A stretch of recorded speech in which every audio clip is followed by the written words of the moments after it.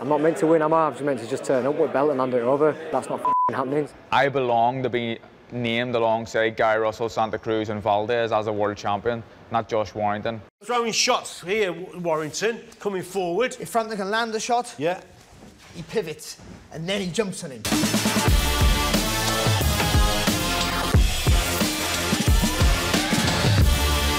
Hello and welcome to No Filter Boxing. We're just days away from one of the most anticipated fights of the year, when IBF featherweight world champion Josh Warrington puts his title on the line against Carl Frampton. I'm joined this week by Richie Woodhall and by Barry Jones, who are going to break down the big fight and look at how it will be won and how it could be lost. Richie, 50-50 fight? Yeah, I think so. Certainly two boxers in their prime. Frampton in his prime and maybe Josh Warrington just coming into his prime, and Warrington give the performance of his career in his last contest, winning the title against Selby. So, and obviously Frampton's a former world champion, so I think it's going to be a cracking fight, yeah.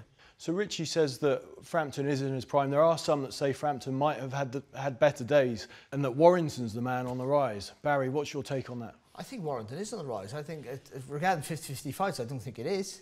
But I didn't think the Lee Selby fight was either. And look how good Warrington did there. I think he is a man who keeps surprising people. So, you know, I think he's the man, the dark horse in this race, to be honest. And I think Frampton is maybe not at his peak, but I don't think he's at the slide just yet either.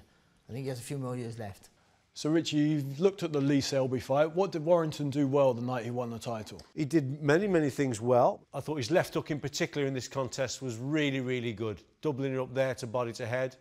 Very tenacious style, coming forward, looking for the hooks. But his left hook in particular, I thought, on the inside, he was strong, Barry, wasn't he, here? Yeah, he was strong, and what's a lot impressive, you said tenacity. He keeps coming forward. He lands with one shot, he wants to look for another shot automatically. Doesn't give maybe the technically better fighter in Selby any space to do his work. I think that was impressive. The footwork was good. He's sliding out of distance, taking half a step back, but always coming back. And as Richie said, that left hook, which is going to be very important in this fight, was very good in the Selby fight. And here, just pause it.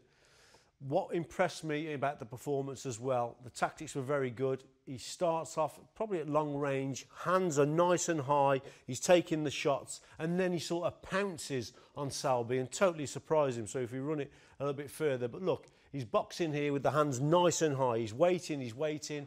Selby comes forward, cuts him with a couple of shots, but here and there he goes on the front foot. Now he really puts on the pressure, and he was really effective, Barry, wasn't he? Well, what he does really well is he keeps a high guard, throws his punches, and then checks himself all the time. And that's by checking himself, always make sure that after he's thrown the combination, like he is here, he's in a safe place, hands high, elbows tucked in tight, and then he goes again. So he's not, even though he looks like he's piling forward, it's not an abandoned work. He's not leaving gaps to get caught back. Will Frampton have the power to keep him at bay?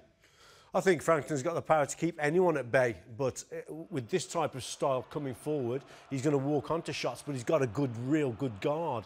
And here, I think his strengths also, Warrington, in this contest, was his work rate. He just did not stop. He boxed like a man possessed. He knew he had to get to Selby, and he just totally goes on the front foot, time and again. And Selby, I think, at times, just could not cope with the pressure from Warrington. It was a great display. And there's some punches you see there, the left hook in particular, and that right hand over the top, which would be punches that would be very effective in the Frampton fight, you would feel. But for me, the most impressive part of this fight for Josh Warrington was the tactics, because you expect him just to pile forward, and he had to be the aggressor.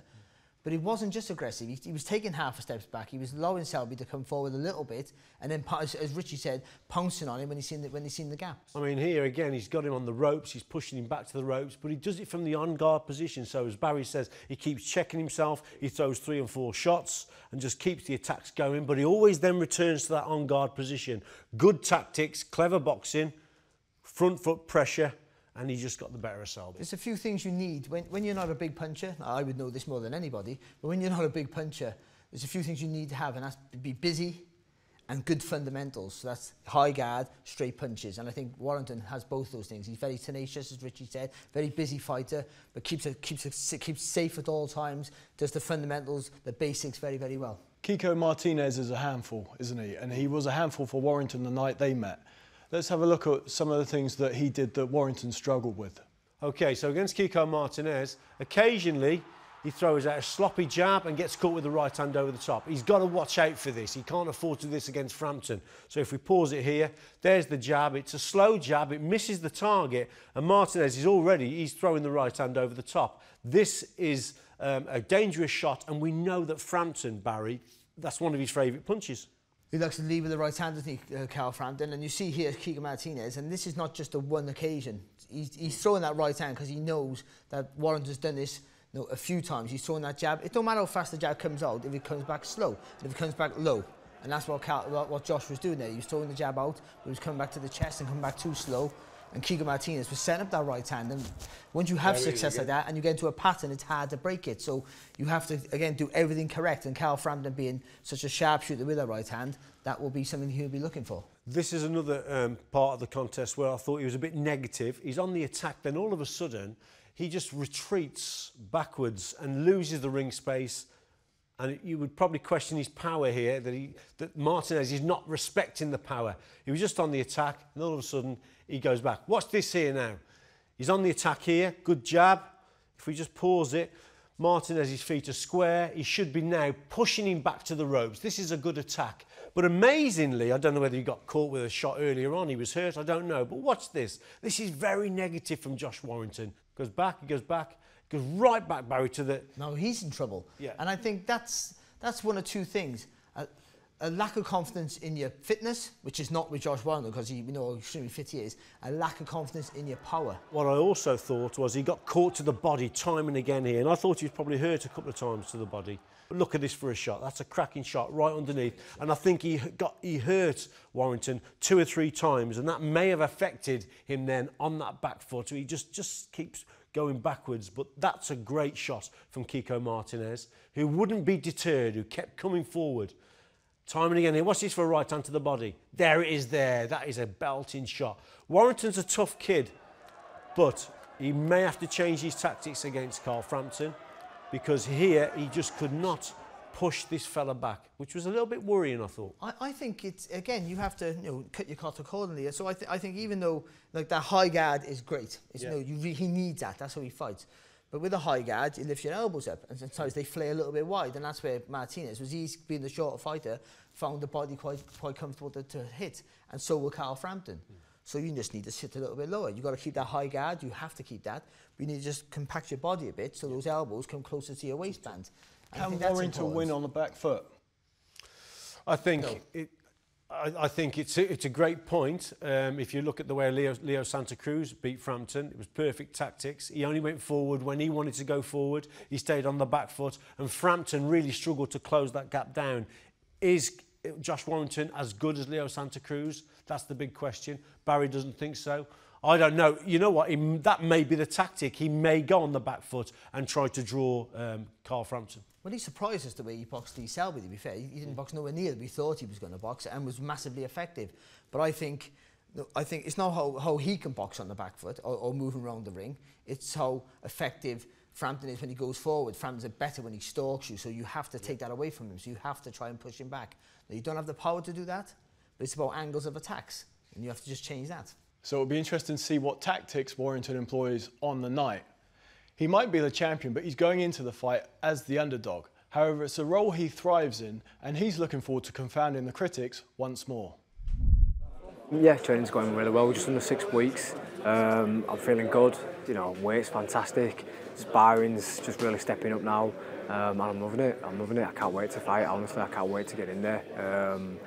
My abs are back, so I'm looking ripped, and Mrs is happy about that. So because for the last 3 years I've had most I've had off is a week, and I've been back in. But after the world title, there was a massive build-up, and I felt like it needed a bit of a break, not just physically but mentally.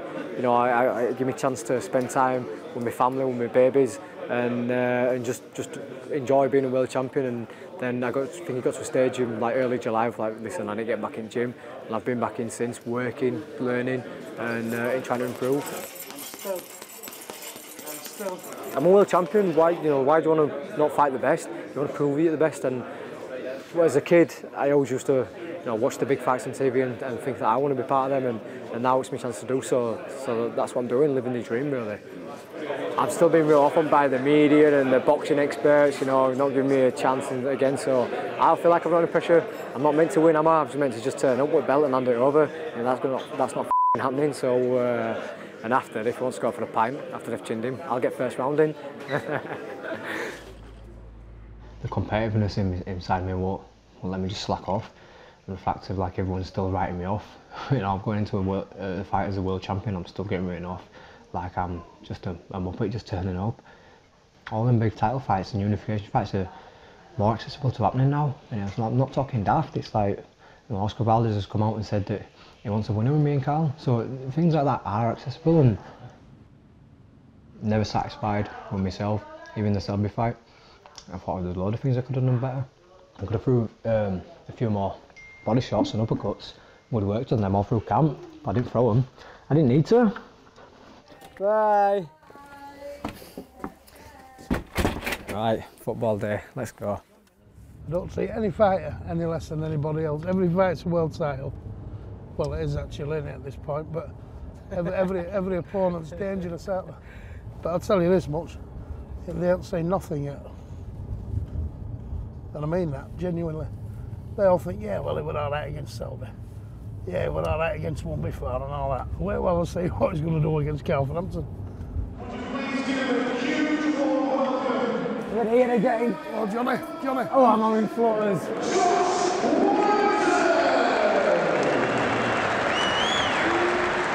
Getting a bit of butterflies here, just looking over there. And, you know, it was 6 months ago since we made a bit of history. But just under, 4 weeks today, we defend the belt.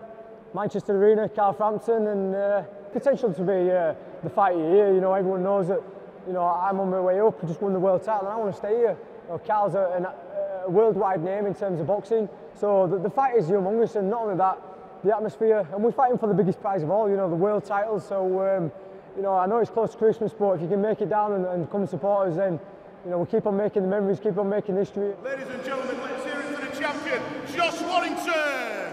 I'm doing stuff that I've always said I wanted to do, you know, put the city on the map in terms of boxing. But listen, I had folk coming up to me after the fight, 80-year-old fellas saying it was one of the best days of life watching me win that world title. Two big names back to back, like Lee Selby and Frampton. You know, at the start of 2018, nobody had ever thought I'd be fighting them two guys back to back. You know, beating Lee and then beating Carl. Beat the names at home, and then you really do announce yourself to the world. And then once you've cleared up at home, you go and fight the other champions. And I think both them names on my CV, you know, will give them that pass to go, you know, have the big unification fights and give them the right to do so. You know, same what Carl wants to do. He wants to go and have the big unification fights again with Santa Cruz and Oscar Valdez. That's where I want to go. So it's that what keeps me motivated and focused and feel like a challenger. I feel like I'm just in my prime years, and I want to go on, like I say, and start the next chapter. When you're a young lad watching the fights on the TV, you dream of them big nights and think, oh, I wish that's where I want to be in my career, you know, later down the line. And they're always dreams, but I'm part of them now, so I don't have to get worked up or stressed about them. I'm just enjoying every minute of being part of these big nights, and yeah, it gets a bit monotonous doing like the interviews and whatnot, and sometimes you just want to be a boxer and train, but it's part and parcel, and it don't last forever, and like I say, I'm enjoying it all. Yeah, since the fight has got closer and closer, I've seen a little change in him. Maybe the doubt is creeping him. Maybe he don't realise that it's a bigger task than he first thought. You know, beforehand they've like, let's have it right, before May 19th he thought we were going to be fighting Lee Selby after, not me. Sat round table, eat me turkey, belt in the middle of the table, Christmas hats on, all celebrating, all smiles, it's happening. Definitely, and still. It's another big ask for Josh Warrington. Richie and Barry are now in the ring. They're going to demonstrate the tactics he'll need on December the 22nd. So if we're looking at Frampton and Warrington, I'm Carl Frampton, you're Josh Warrington, you're the champion. How do you retain your title? Well, for me, I think the jab, he needs a solid jab, that's the first and foremost. But not what he's done in the past when he's shown the Kiko Martinez fight, where he stays there. Yeah. He needs to be jabbing and out. Yeah. Jabbing and out. Because we know Carl Frampton's got that sharp right hand cut. Yeah, so if you throw and stay, then that right hand's going to come over the top. So you've got to go there. It's all about using that back leg to push in and push out. So do you think he should take a leaf out of Leo Santa Cruz's book, the way he beat Carl Frampton on the outside? No, I don't. I think a leaf out of Santa Cruz's book by using a solid jab, but he has to try and push him back. So I think that, but take a little step out and then come back in. So you go in with a solid jab, take a little half step out, let that right-hand lead come, and then you come back in as Warrington did so effectively, either counter him with the left hook and then coming forward, or coming forward with a burst of punches, and then, all importantly, not getting carried away with your success. So you throw 3 or 4 shots, and then you either take a little half step out and come back in again, or you take a different angle of attack and come back again at him. How important will it be then for, say, Warrington to be boxing from the centre of the ring? What do you think? I think pushing him back? I think it's imperative that he stays. He keeps that front foot in that little imaginary circle in the centre of the ring and works around it all the time. This way, hands high all the time. He doesn't really. Not really a fidgety style, but he needs to get a little bit more like this, because Frampton will be feinting him and taunting him and encouraging him to come forward. So he needs to be doing his own little thing like this, constant head movement all the time, but then jab and out, and then come in with the attacks. Will he also look, because we had a look at the left hook of his, it was very strong on the inside. Do you think that he should be bringing that later on in the contest then, after he's established that jab, that in and out, to come and then with that left hook on the inside? I think that left hook comes into play more when Carl Frampton's throwing.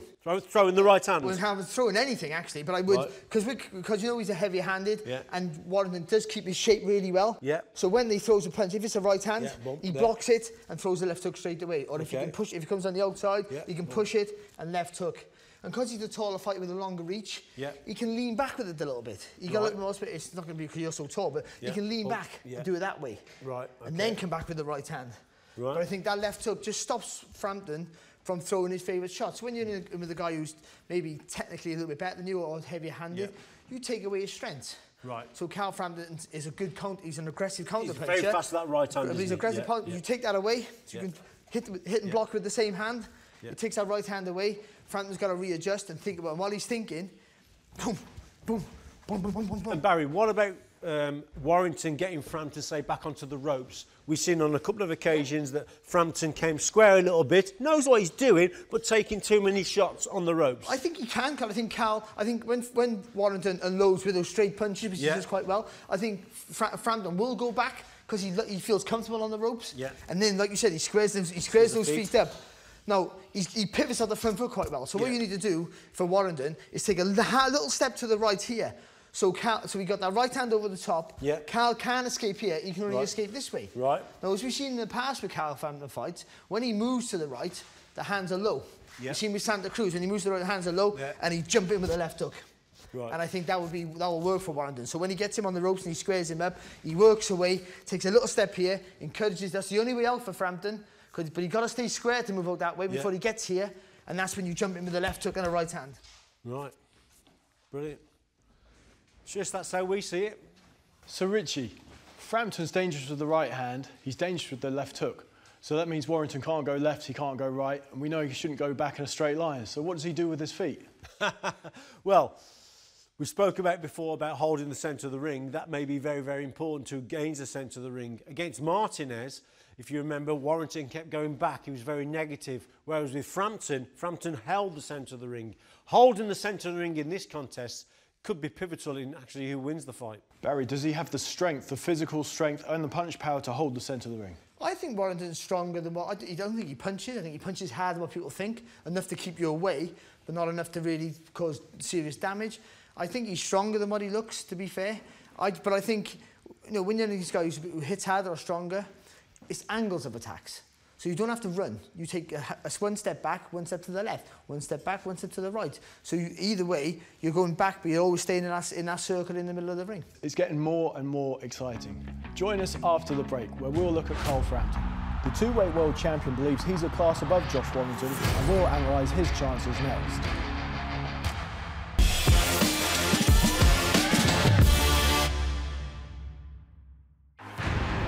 I'm under no illusions at all. This is going to be a seriously hard fight. What dreams and aspirations going on in unifying the division? A year ago I was being written off. I'm in the prime of my life. When I'm landing shots, the crowd will be roaring. The timing's right now to win back my fourth world title. December 22nd is going to be a hell of a night. And it's hurt. Looking to put him away. Right here.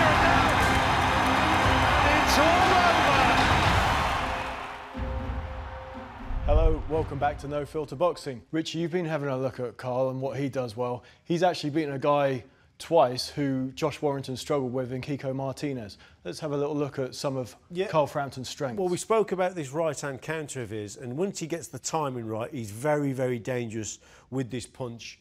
So if we look at it here, we just stop it. There you go. I mean, he's literally pouring first with the jab. He's actually inviting the jab from his opponent. He triggers the jab, and then he makes him miss, and then he brings him on to a right hand. Very, very fast. There it is there. Just didn't quite connect, that one didn't. But he's excellent with the jab from the centre of the ring, pouring with the jab and then throwing that right hand. That right hand's his danger shot. Real good punch. Can you pour at someone who's swarming forwards?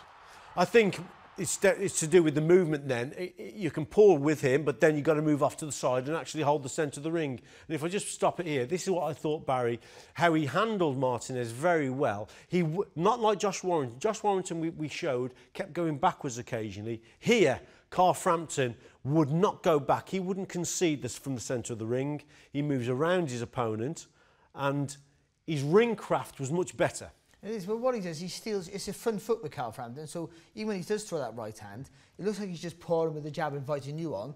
But what he's doing is, while he's doing this with the left hand, his left foot is just nicking a bit of your space. Yeah, and then he's on you, then he got space to throw that right hand. So he sort of disguises, he hides his footwork by pouring that left hand to your face. And I think with a stronger guy, you just throw a stronger left hand. Now this here, against Nonito Donaire, he was just centre of the ring, gets out of position a little bit here, and Nonito Donaire on the front foot pushes him back. So what does Carl do? Carl, I think he's got like an inbuilt radar. He knows he's got to get back to the centre of the ring here. This is a good little move. He's looked like he's going back onto the ropes, but he actually sidesteps and actually then just naturally comes round and tries to get back to the centre of the ring. Look at it here. Clever, clever boxing. He knows that's his best position, you see. Also, I noticed he's got a couple of little tricks up his sleeve. Watch him here. He'll jab to the body. 1. Jab to the body. 2. And then right hand over the top. It's coming. There it is there. So good little tricks. And also, he's got a very good feint. Watch him here, Barry, with a feint. Feints the jab. There's the jab and then sends the right hand in. And it's subtle as well, isn't it? So that feint, how does that work against someone who is coming forward and applying pressure? Because if Warrington's not taking the bait for a punch, is he going to take bait for a feint? Well, he will. I think that it's enough just to stop him, only for a millisecond. You stop, if you can just stop him in the track for the big, it'd have to be more an obvious feint, I think, for someone like Warrington. If you massive feint, you stop him, then you throw before, if they stop, you can throw then, because you've just stopped the momentum, just for a second, that's all he needs. But also, Tris, we're just looking at his power. He's got power in either hand. If we look at this situation here, he's bringing his opponent here, Martinez, onto that right hand. He actually misses with the right uppercut, left hook, but he just adjusts his feet slightly. Watch him here. He'll just adjust his feet backwards and then brings him onto the right hand. Really good, powerful shot. If you look at it, look at the turn from the core, from the waist. Well, so he's missing with the 3 punches. That's fine, because it's a set routine. So he's not loading up on anything. It's just body mechanics. It's smooth movements. And then that right hand, then he just twists it from the waist. He gets all the power into it. But also, not only the right hand, he's got power in his left hook as well. What's this for a left hook to the body against Luke Jackson? Tough Australian kid, but this was a sickening shot. It really was. Boom, there it was there. And Jackson just could not take that shot. You think this fight could be won or lost to the body? Well, definitely. Listen, I don't think...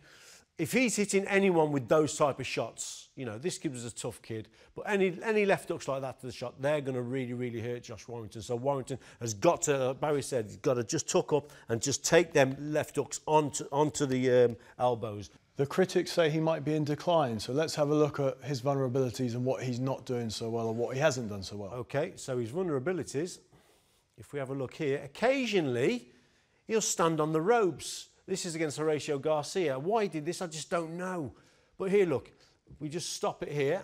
Look how square he is here, Barry. Well, the problem is when you square your feet, there's only one way you can go, and that's to his right for him, really, because he's an orthodox fighter. He needs that left foot in front to spin off to the left. So he will go to the right. When you go to the right, you just you square it on. You're moving this way sliding against the ropes. You are a target to the left hook, and we've seen that in the Santa Cruz fight where he got caught with a big long left hook, and I think that will be something that Warrington will be looking to do, get him onto the ropes where he squares up and then working around the body. But didn't just do it the one time. He does it several times in this contest.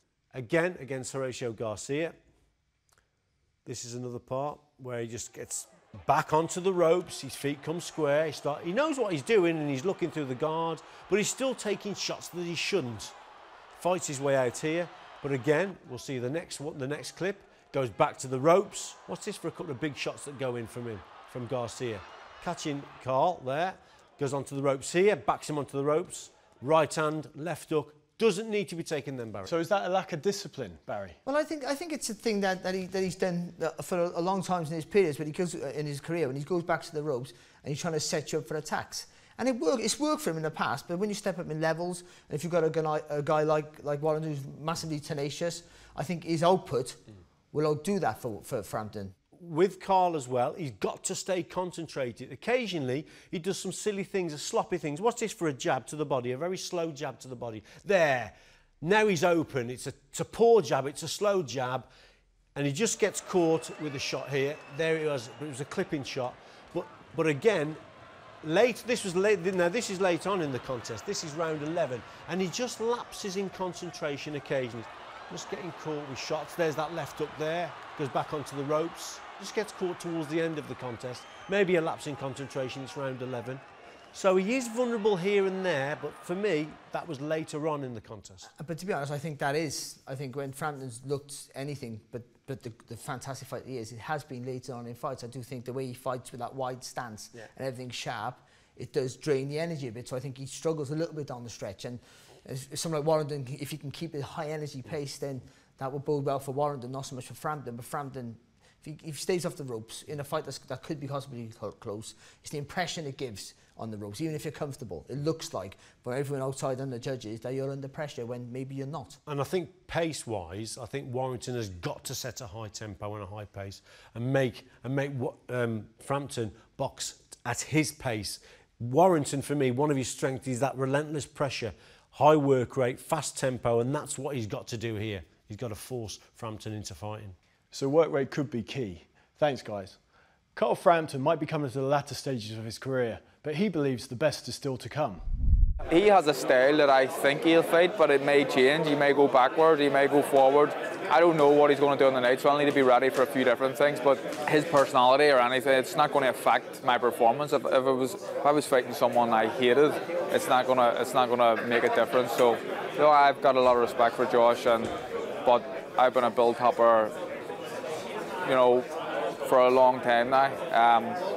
And of course, you use everything you can to your advantage, and I think that's something that I can use to my advantage in this fight. And I've been in this arena and been involved in a big fight in this arena before, so all these things I feel will potentially work a little bit in my favour. Look, it's going to be a good atmosphere. He brings a big fan base, a big support, and they're noisy as well. And I bring big, noisy fan base as well. So I think it's going to be a quality atmosphere. You know, I'm at a stage where from here on in, it's only big fights, and that's what I want. Josh Warrington, kick it off with a big fight against him, and I'll be looking to unify straight away. I think it's good for the atmosphere, to build the atmosphere in the crowd before the fight. If you pick the right song, it's pretty important. Well, I did come out to the boss a couple of times at the start of my career, like James Brown, and quickly that was being used by boxers elsewhere. I wanted to kind of make that as my own. Tyson Fury, did he nick your entrance from Windsor Park? Everyone just steals everything I do, don't they? So, nah, the big man could have it. If there's anyone going to take it on me, I'll let him have it, no problem. I want to fight in the States. I love fighting in the States. I've done it 3 times as a professional. I love the attention that the media give you over there, and you know, especially places like Vegas. It was surreal for me, and I loved it. So I want to get back there as well. And I've been around it with Rocky, and I want to do it myself again. I was a unified super bantamweight champion. I stepped up and beat Leo Santa Cruz. He was pound for pound at the time. And then the next fight, he beat me. So I should be fighting for a world title, maybe the next fight again or one after that. But it's taken me a long time. I've went round the houses to get myself in position. So I've done it the hard way, and I'm not going to allow anyone to take it off me now. This fight against Warrington, I don't think it's going to be an easy fight. I just believe I'm a better fighter. It's such a huge fight, though, in terms of, you know, Carl's career, the stage he's at, the questions. Can he sort of win another world title and regain that sort of form. So it's exciting times, and I know he's in the form of his career. He's really he's going to have to be, because Josh Warrington's a very good fighter and he's coming to his own. So Carl's going to have to be on top of his game. I'm going to prove it. I really am. Lee Selby was a malnourished fighter, not even someone struggling at the weight, severely malnourished. That's how I would describe Lee Selby on the scales. And Josh Warrington couldn't get rid of him. So he's taking confidence from getting a win against Selby. I'm looking at the fight against Selby and thinking, why did you not get rid of him? You know, he's coming back as a lightweight. He's not even going to super featherweight. He's skipping 2 divisions. So I'm going to show the world why I'm a better fighter than Josh Warrington. I feel that Carl Frampton will win it clearly if it goes to points, but I don't think it will be easy. I don't think it can be easy, because style-wise, it's always going to be physically hard, because he's going to be fought at a high tempo and a high pace. My personal opinion is Carl Frampton's a better fighter all around. Josh Warrington's got a very good work rate, and that is one thing, that sort of one obstacle we've got to overcome. But we've got a few tricks up our sleeve. I belong to be named alongside Guy Russell, Santa Cruz and Valdez as a world champion, not Josh Warrington. And I do a business. You know, I've been flying in the gym. I've been sparring well. My weight's good. I've just been on it this time, and I want it more than ever. Is it more a home fight than for me? I don't know. Obviously, there's a bit of a rivalry between Leeds and Manchester. I'm expecting it to be a hostile atmosphere. I'm expecting him to bring a lot of fans and make a lot of noise. They haven't seen Josh Warrington in a fight where he's getting beat up and outboxed, and that's when they'll start to go quiet. To win back a world title, I haven't been as up for a fight in a long time, especially when people are writing me off and people are saying things like, I'm done and I'm over the hill. I just want to prove them wrong. I've got a couple of kids. I've got a wife who I'm away from all the time. I'm missing her birthday. It was my daughter's birthday yesterday. So I don't want to go home on Christmas and put a dampener on the whole Christmas. You know, I want everyone to be happy. I want us to be sitting, as you said, around a tree. I want us to be eating our turkey and being happy. No matter what happens, we will be happy, because there's more important things.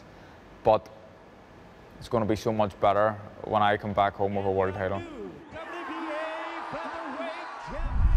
So Frampton's always going to be a fighter to be fearful of. Richie and Barry are back in the ring. They're going to show you how he's going to approach this one. Let's look at Warrington pushing Frampton back. I watched the Leo Santa Cruz fight again. Leo Santa Cruz on the outside, worked well with his jab, adjusted his feet and kept the gap, and Carl Frampton struggled to close that gap down.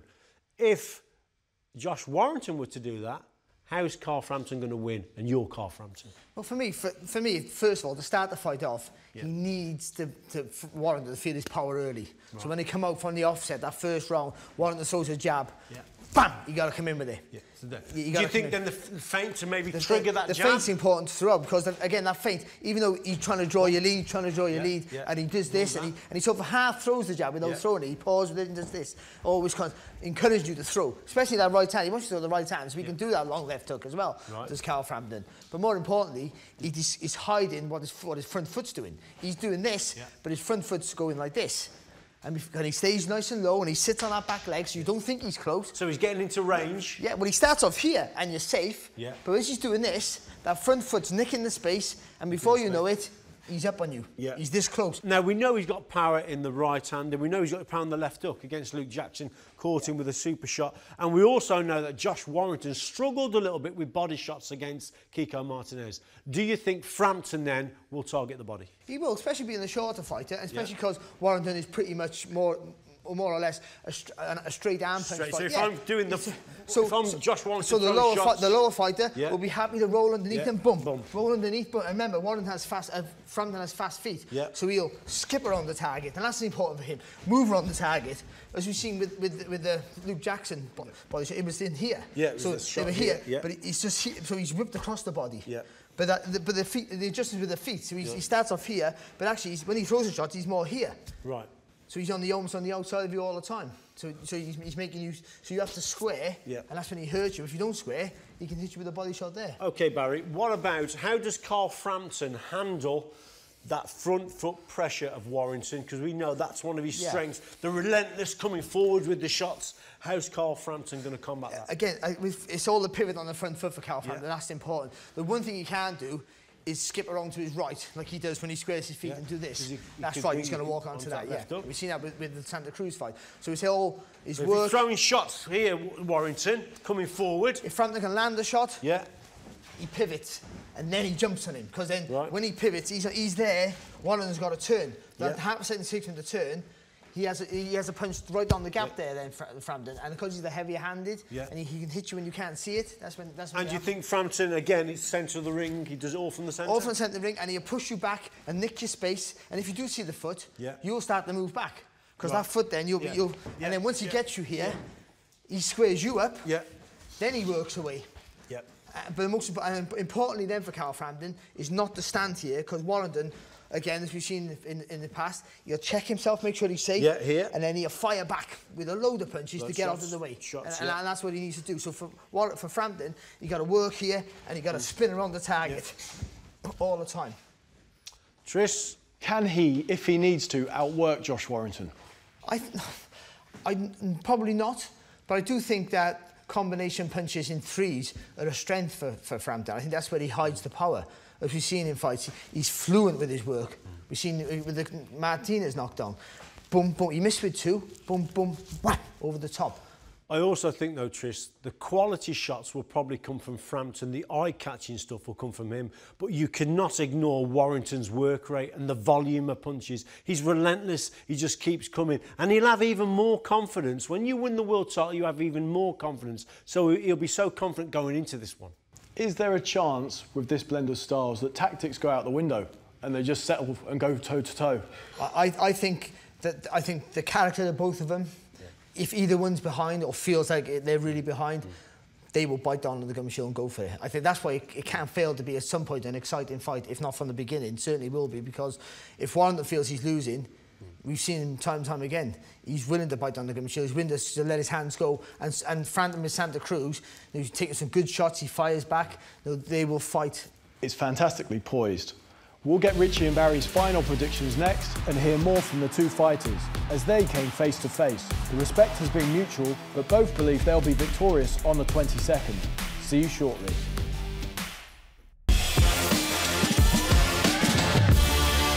Welcome back to No Filter Boxing. Warrington v Frampton is a domestic dust-up that has got people animated, but both men have kept their cool in the build-up, as we found out when they came face to face. Well, let's start with Josh. IBF champion, you're coming into this one. I know you have massive respect for this fella, or you do at the moment. Yep. How do you see this as a fight? Well, first of all, it's a fight I believe I can win.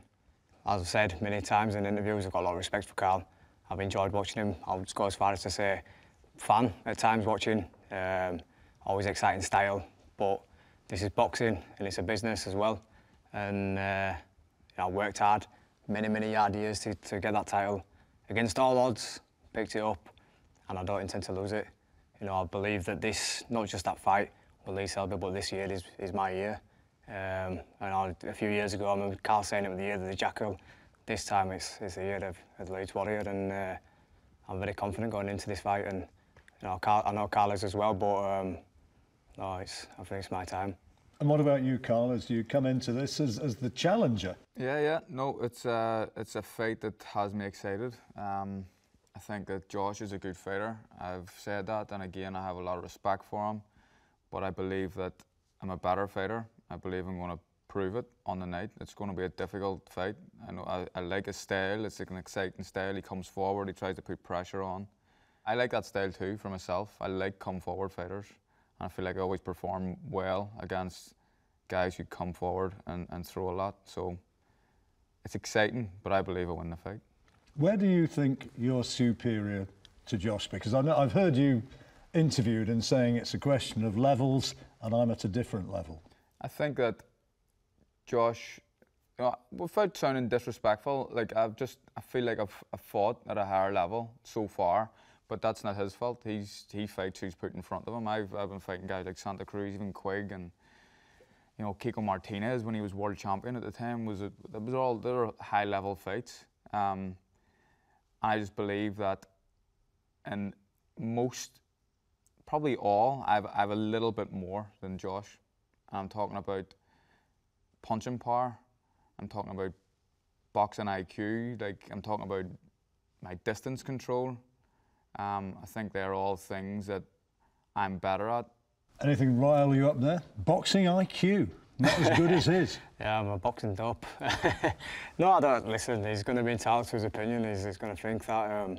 I've been doubted from day one. I've been doubted from English level all the way through to world level. Not many people thought I was going to win a British title. So, you know, for Carl to say they don't think this, listen, Lee Selby thought a lot worse. He thought that he could write all my boxing credentials on the back of a postage stamp, as it were. So, you know, Carl's given me a bit of credit there, so I'll take that. But, you know, I mean, in terms of punch power, that's one thing what gets looked at, because I've only had 6 KOs. I think a lot of people are very surprised when they get in there, and you know, I've grown into weight like perfectly, and now it's about timing, and my time will prevail on the night. That's why it's going to be a good fight, because he thinks it's his time. I think it's my comeback trail to become a world champion again. I think that's why it has all the ingredients for a good fight. How much has having this belt changed your life, Josh? I mean, I'm still shop at Asda and that. I don't got you know, I'm not down Weight Watchers or Marks and Spencer's. I'm still same old me. But you know, I've worked hard to get that, and I'm prepared to go on and fight the very best. That's why I want to fight Carl. And I believe after that, you know, I want to go on and unify the division, just like Carl did. And you know, the way that you know you're a true champion is just testing yourself against the best.